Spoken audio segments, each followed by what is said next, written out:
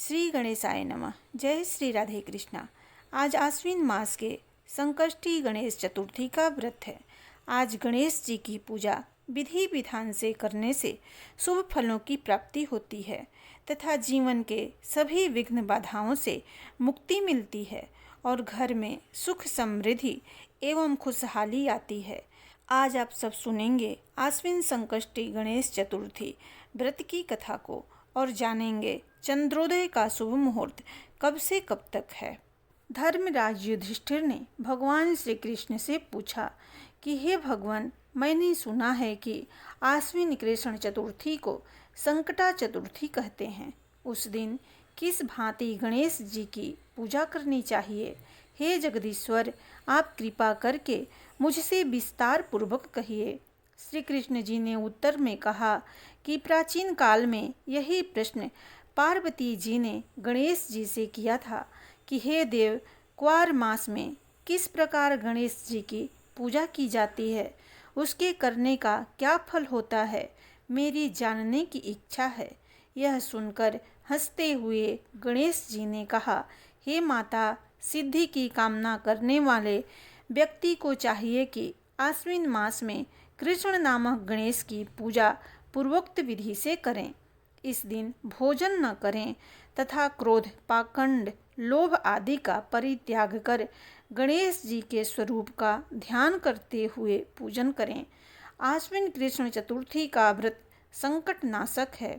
इस दिन हल्दी और दूब का हवन करने से सप्तद्वीप वाली पृथ्वी का राज हस्तगत होता है। एक समय की बात है कि वाणासुर की कन्या उषा ने सुषुप्ता अवस्था में अनिरुद्ध का स्वप्न देखा।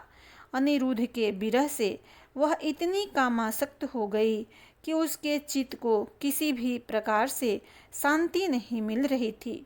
उसने अपनी सहेली चित्रलेखा से त्रिभुवन के संपूर्ण प्राणियों के चित्र बनवाए। जब चित्र में अनिरुद्ध को देखा तो कहा, मैंने इसी व्यक्ति को स्वप्न में देखा था, इसी के साथ मेरा पाणी ग्रहण भी हुआ था।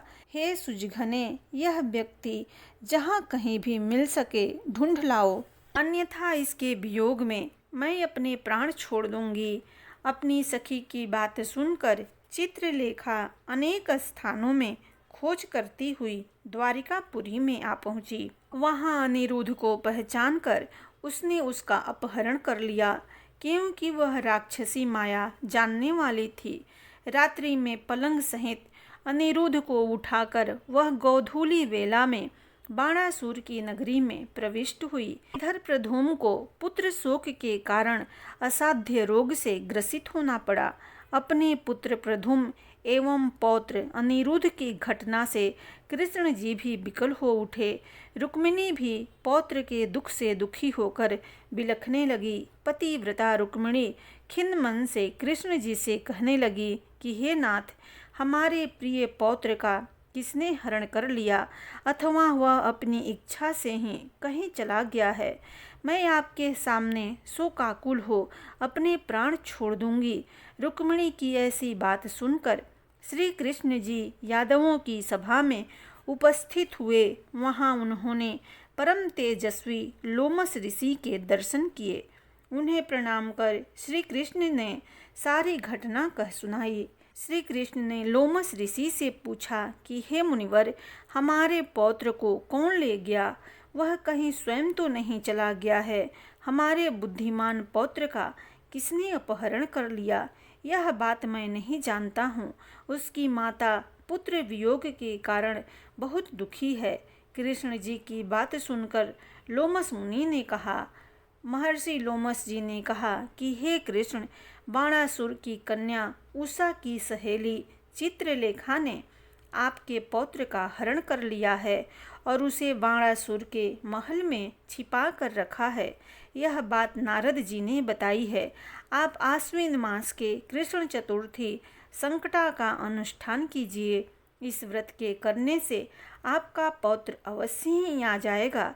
ऐसा कहकर मुनिवर वन में चले गए। उन्होंने संकटा व्रत करने का उपदेश दिया। श्री कृष्ण जी ने लोमस ऋषि के कथनानुसार व्रत किया। हे देवी, इस व्रत के प्रभाव से उन्होंने अपने शत्रु बाणासुर को पराजित कर दिया।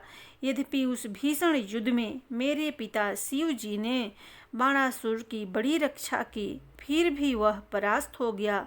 भगवान कृष्ण ने कुपित होकर बाणासुर की सहस्त्र भुजाओं को काट डाला। ऐसी सफलता मिलने का कारण व्रत का प्रभाव ही था। श्री गणेश जी को प्रसन्न करने तथा संपूर्ण विघ्न को शमन करने के लिए इस व्रत के समान दूसरा कोई व्रत नहीं है। विश्व भ्रमण तथा तीर्थ भ्रमण के निमित्त इससे बढ़कर शुभदायक व्रत दूसरा नहीं है। श्री कृष्ण जी कहते हैं कि हे राजन, संपूर्ण विपत्तियों के विनाशार्थ इस व्रत को अवश्य ही करना चाहिए। इसके प्रभाव से शत्रुओं पर आप विजय लाभ करेंगे एवं राज्याधिकारी होंगे।